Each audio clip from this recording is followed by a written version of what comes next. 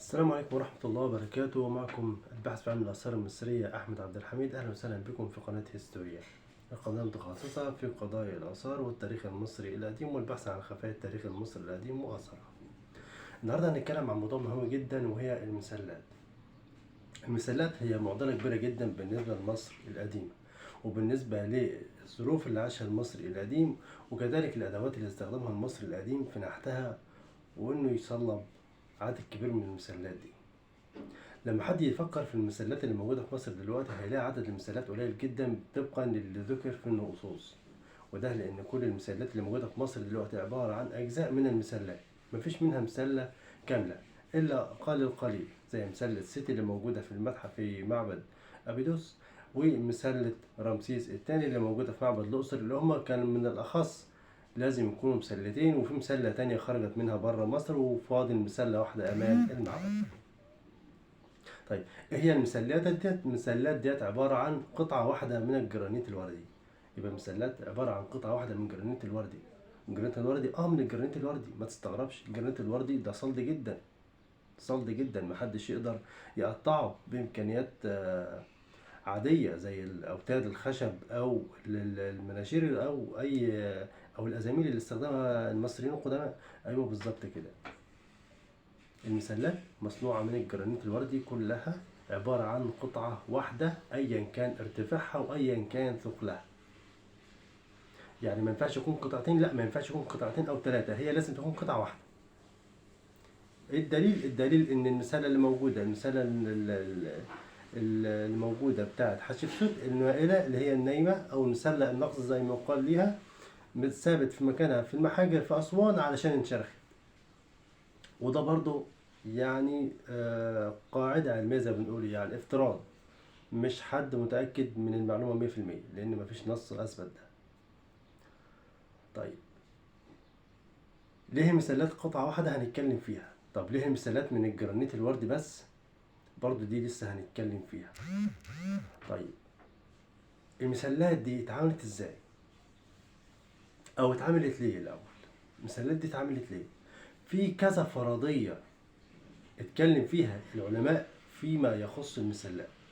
المسلات قاعدة رقم واحد أو الفرضية رقم واحد إن المسلات دي كانت رمز للتل الأزلي اللي ذكر عليه ونزل عليه المعبود آتوم وخلق الكون.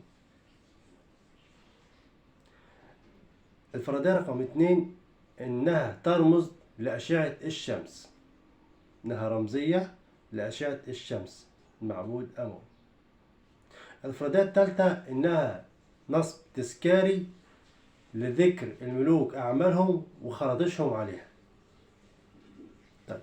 الثلاث فرضيات دول ما يدينيش السبب عن عمل المسلة بالطريقة الحرفية والدقة دي. طيب انت بتتكلم عن المسلات على انها شيء ضخم. المسلات فعلا شيء ضخم. مسلات لما يكون وزن المسلة معايا ما يقرب من 30-40 طن اقل مسلة، ممكن مسلة زي مسلة حتشبسوت تتعدى 1000 طن، يبقى ده شيء مهول. لما يكون ارتفاع المسلة الواحدة تعدى 10 متر 12 متر 30 متر، أو وصل ما يقرب من 48 متر مسلة حتشبسوت، يبقى ده شيء مهول. لما تبص على الحجم وتبص على الوزن بتاع المسلة، لا يقل الاهتمام بالمسلة كنصب معماري أو كشيء معماري عن الأهرامات المصرية القديمة. ده مش علشان ان حجمها او حجم الاهرامات مقارنه بحجم الاهرامات، لا، احنا بنتكلم على اولا حجر صلد جدا، صلد جدا، مش اي ماده او مش اي معدن يقدر يشتغل على الحجر ده. تمام. الحجر ده حاليا علشان بيتم تقطيعه بيستخدم في تقطيعه مناشير باسنان من الماس، اسنان من الماس، علشان هو الماس القادر على قطع الحجر ده بالنعومة دي أو بشيء ما يقارب النعومة. طيب النعومة اللي وصلتها المسلة وصلتها إزاي؟ العلماء والدارسين يقول لك البقايا اللي موجودة في محاجر أسوان بالقرب من حتشبسوت، بالقرب من مسلة حتشبسوت، بيدل ان هم استخدموا كرات من الديوريت. كرات الديوريت اوكي، كرات الديوريت هتنعم. طب انا استخدمت كرات الديوريت، هاخد فترة قد ايه علشان انعم المسافة دي كلها او الطول ده كله او العرض ده كله؟ لا، شيء يفوق الخيال برضو. يعني انت ممكن دلوقتي لما تيجي تحسبها تلاقي المسلة هتاخد معاك وقت علشان التنعيم والتقطيع ما يقرب من 8 شهور او سنة. لما نيجي نبص ده علشان التصنيع بس، علشان تعمل المسلة. طيب المسلة النائمة دي اللي لسه موجودة في المحجر، كان بيتم فصلها من الجبل ازاي ورفعها عن الارض؟ طيب اتفصلت عن الجبل بالنار او الاوتاد الخشبيه زي ما بتقولوا، او اي حد مثلا بيتكلم اوتاد خشبيه او اتكسرت تمام ووقفت. طيب تم نقلها ازاي؟ كل دي اسئله، كل دي اسئله بتتسال والمفروض ان يكون ليها اجابه. لما نمشي تبع الفرضيات اللي احنا دارسينها كمتخصصين في علم المصريات، كان بيتم فصل الجرانيت بدقة أوتاد من خشب الجميز، وبعد كده بيتم سقيه بالمية فيتمدد فيعمل فصل للحجر. لكن لما تيجي تبص على فصل الحجر تلاقي الحجر متعرج بيحتاج تنعيم، وتنعيم شديد جدا.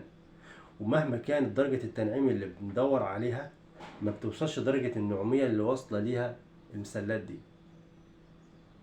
ولاحظ انك بتتعامل مع حجر يعني له صفات خاصة، له صفات خاصة، صلد جدا، مش اي حد يقدر، مش اي معدن تقدر تحفر عليه او تشتغل عليه. مش هتكلم على غيره واقول في فجوة زمنية، لكن لازم تطلع عندنا قواعد جديدة، لازم يكون في تطور في العلم، لازم يكون في تطور في وجهات النظر لما نيجي نتكلم عن الآثار اللي موجودة. مش بهاجم التفكير القديم، التفكير القديم هو ده اللي اتعلمت في الكلية، هو ده اللي المفروض نوصله للناس.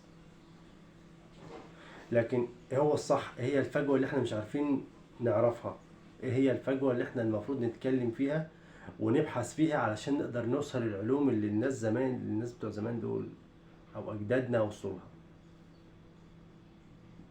المعدات الحديثة نفسها ما بتقدرش تحرك المسلة او تنقلها.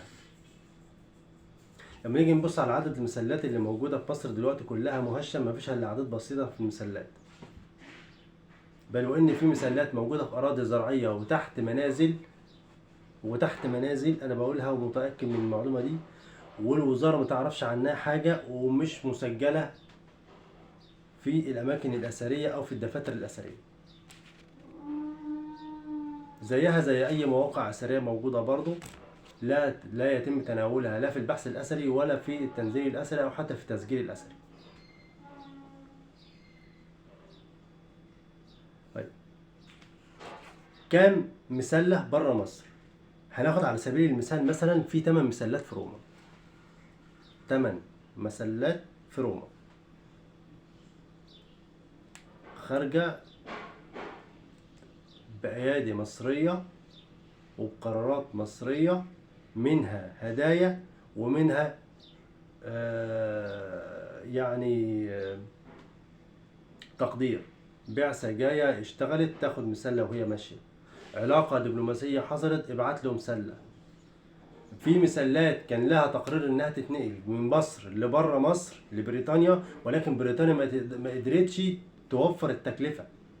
يعني نحمد ربنا ان بريطانيا ما قدرتش في الفترة دي او في الوقت ده تدينا التكلفة او تصرف على المشروع نقل المسلة، عشان كده المسلة دي موجودة.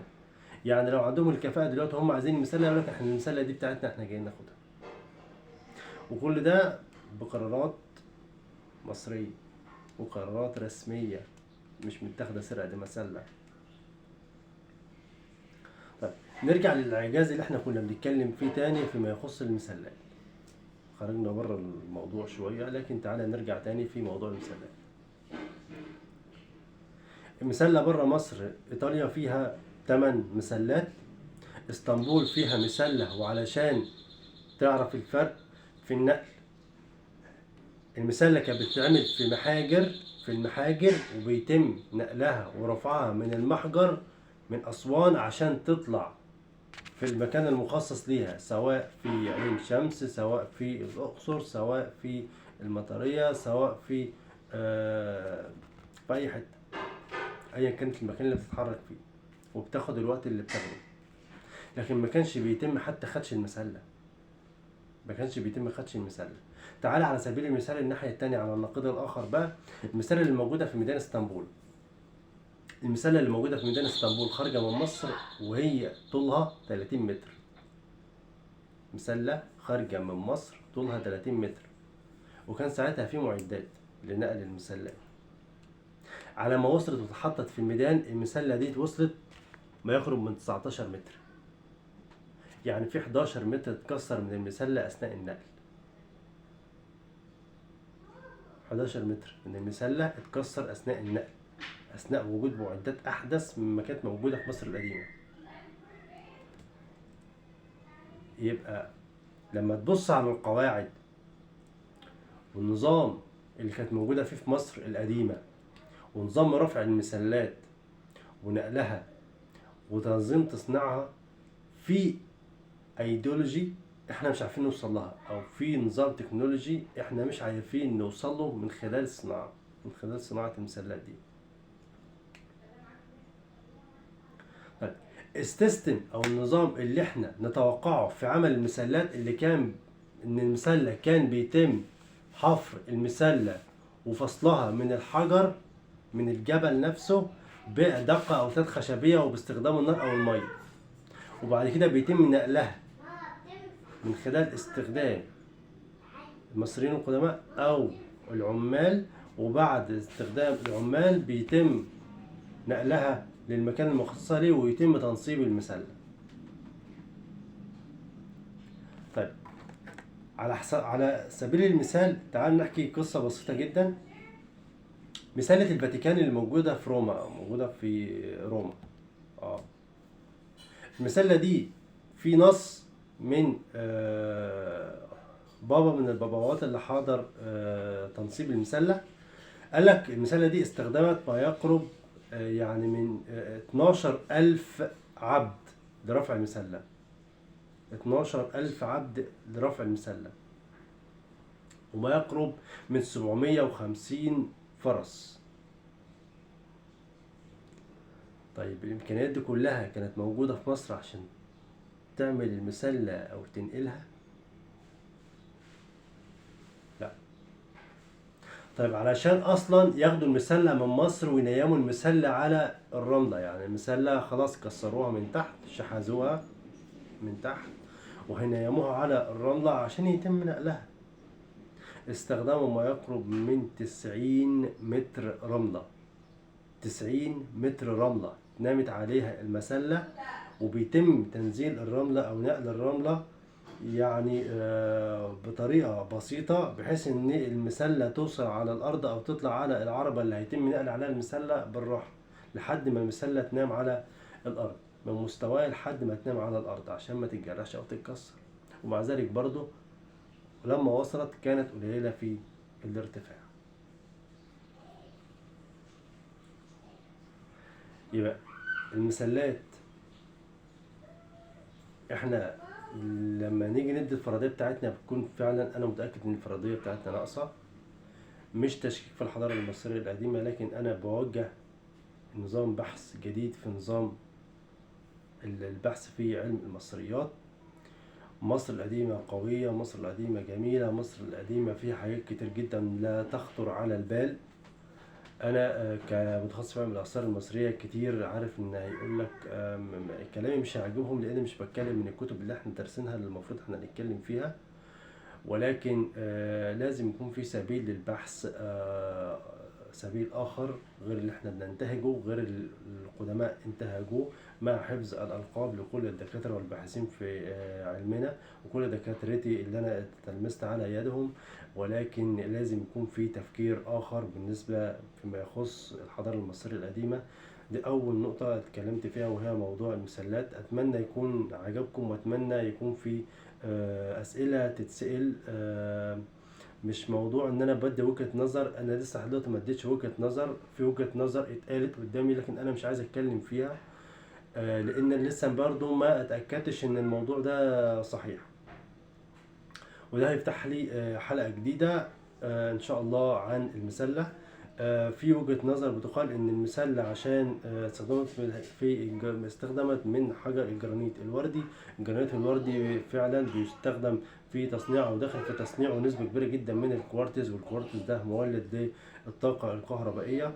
تابعوني الحلقة الجاية ان شاء الله فيما يخص المسلات ايضا، وهنلاقي او هنتكلم عن حقيقة جديدة. والسلام عليكم ورحمة الله وبركاته. اتمنى تكونوا استمتعتم، ويا ريت مشاركة، ويا ريت لايك للقناة عشان استمرار الحلقة. السلام عليكم.